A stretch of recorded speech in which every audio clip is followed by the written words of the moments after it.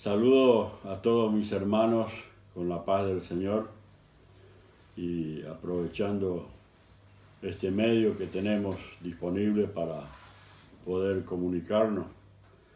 Gracias a la tecnología podemos utilizar distintos medios, pero antes de compartir lo que deseo transmitir en esta oportunidad, quiero expresarle de que todos estos medios que son muy buenos y efectivos no reemplazan el diálogo personal, porque nosotros los seres humanos no podemos estar mucho tiempo aislados.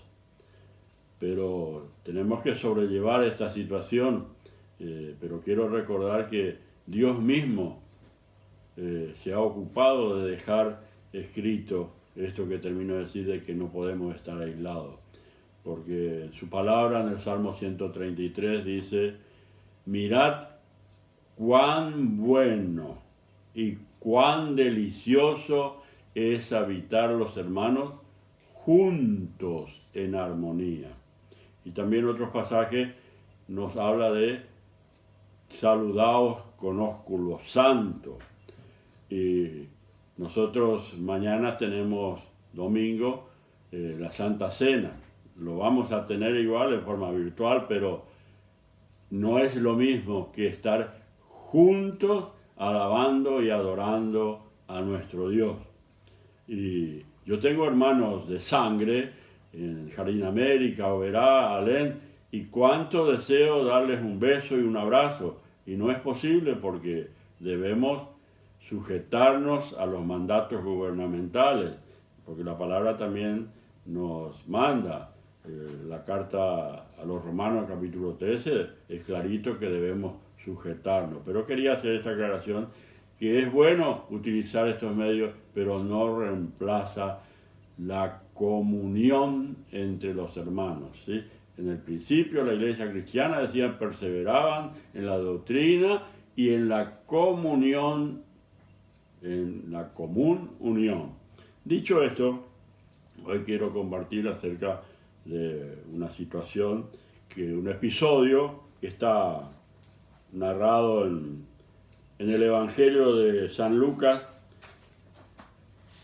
capítulo 24, desde el versículo 13 al 35. No vamos a leer todo, ¿sí? Pero antes quería decir que Jesucristo, del linaje de David, de la tribu de Judá, y tal es así que encontramos muchos versículos del ciego Bartimeo que clamó a gran voz diciendo: Jesús, hijo de David, ten misericordia de mí, y tantos otros pasajes donde dice que es hijo de David.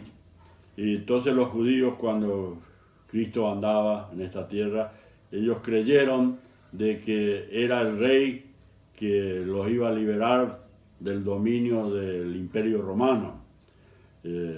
Tal es así que cuando él entra montado en un asno en Jerusalén, le tiraban palmas, flores y gritaban: Hosana el hijo de David, bendito el que viene en el nombre del Señor, Hosana en las alturas. Y a la semana los mismos le gritaron: crucifícale, porque el Señor, cuando estuvo frente a Poncio Pilato, que lo indagaba, él dijo: mi reino no es de este mundo, mi reino no es de aquí. Y eso enardeció a los de la estructura religiosa, porque sus seguidores, los discípulos, sabemos que fueron los que integraron la iglesia en un principio. Cuando la iglesia comenzó a funcionar en Pentecostés, los miembros eran todos judíos. Por eso la palabra dice: a los suyos vino y los suyos no le recibieron, mas a todos los que recibieron les dio potestad de ser hechos hijos de Dios. Estos discípulos lo recibieron como su Señor y Salvador. Los que no le recibieron fueron los de la estructura religiosa. Ahora bien, sabemos que el Señor Jesucristo fue a la cruz, no abrió la boca. Lo único que dijo estando en la cruz: perdónale porque no saben lo que hacen.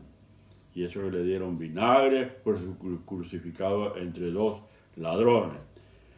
Y yo quiero compartir una situación de dos discípulos que caminaban desde Jerusalén hacia una aldea llamada Emaús, ¿sí? Que está distante, dice, 60 estadios, equivalente a 12 kilómetros. Y ellos iban discutiendo, dice. No dice qué es lo que discutían, pero es muy probable que discutían qué vamos a hacer ahora. Un poco desorientados porque ellos tenían, dice el versículo, acá hay un versículo que dice que ellos tenían la esperanza que Él lo librara, ¿sí? Lo liberara del Imperio Romano. Y bueno, cualquiera puede sentirse así un poco desilusionado si le fracasan las perspectivas. Y ahí es cuando el Señor se le acerca y le pregunta: ¿y de qué están hablando ustedes? ¿Y por qué están tristes?, les dice. Y ahí ellos le dicen: vos sos el único forastero que no sabe de lo que ocurrió en Jerusalén. Y le dicen todo lo que había sucedido. Entonces el Señor le dijo, partiendo desde Moisés, le habló de las profecías. Y le dijo, esto era necesario que sucediese con el Cristo, ¿sí? Y llegado a la aldea de Emaún, él hizo como que se iba más adelante. Entonces le invitaron a que se quedara, porque ya era de tardecita, ya se aproximaba la noche.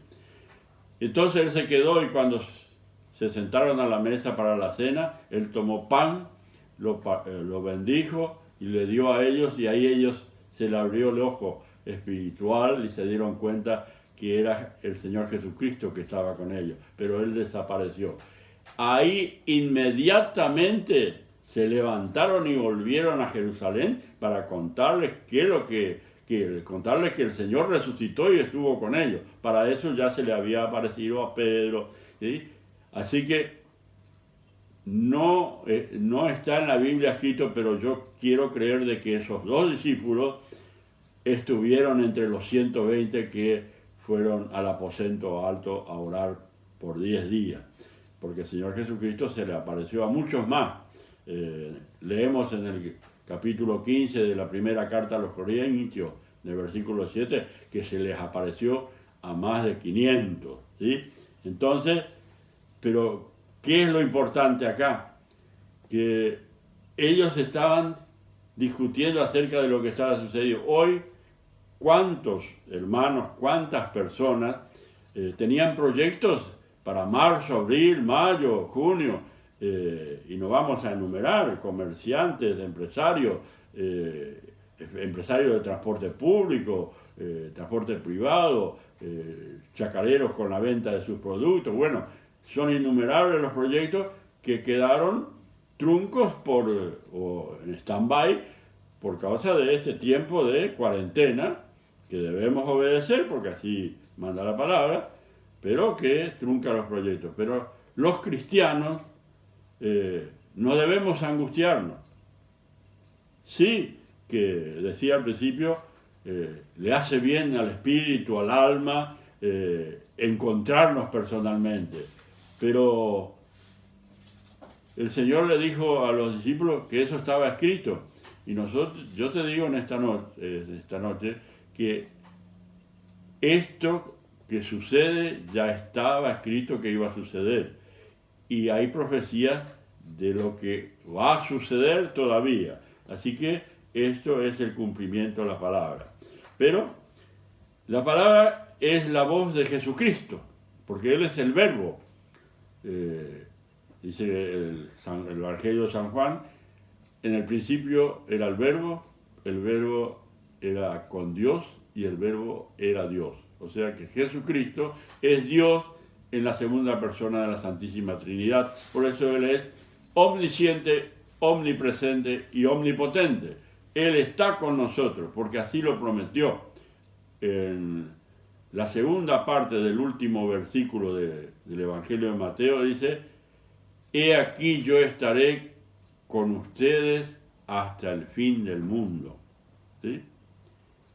Su presencia es con nosotros. Y Él, el Espíritu Santo que Él nos dio, dice que Él nos dijo, el Espíritu Santo que estará en vosotros y con vosotros. Y yo quiero animarles, queridos hermanos y personas que están escuchando el Evangelio, que tomen una decisión por Jesucristo. Yo les animo a tomar su palabra, porque Él es desde el principio. Y en Josué 1:9 dice, esfuérzate, mira que te mando, que te esfuerces y seas valiente.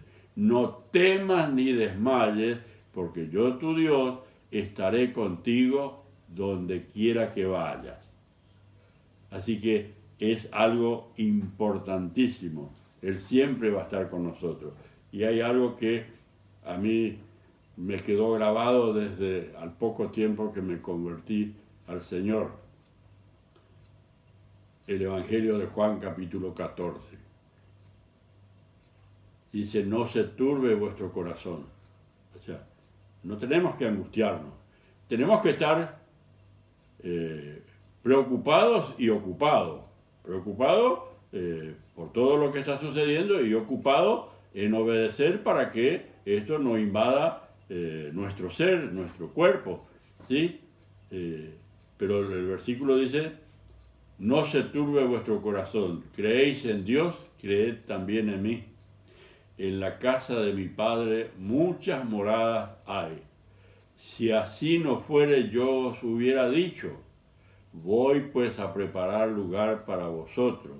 Y si me fuere y os preparar el lugar, vendré otra vez y os tomaré a mí mismo, para que vosotros estéis donde yo estoy.